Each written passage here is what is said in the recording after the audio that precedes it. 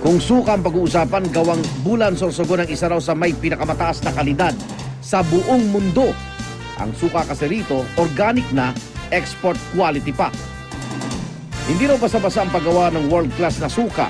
Araw-araw matyagang inaakyat ng mga trabahador ang nagtataasang puno ng nyog. Sa mga bulaklak kasi ng nyog, kinokolekta ang tuba na siyang ginagawang suka. Ilalagay ang tuba sa isang container na may takip na net. Bakaraan ng 70 araw hanggang 1 taon na fermentation o pagbuburo, ang tuba ng nyog, suka na. Taong 2003 nang makilala sa mga trade fair sa Maynila ang suka ng mga taga-Bulan.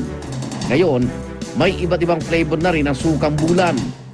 May vinegar with raw wild honey, vinegar with chili and ginger, at vinegar with garlic na patok daw sa ibang bansa. Kaya kung sukang hindi lang maasim, kundi high quality ang hanap nyo, mga kapuso, bumisita na sa Bulan.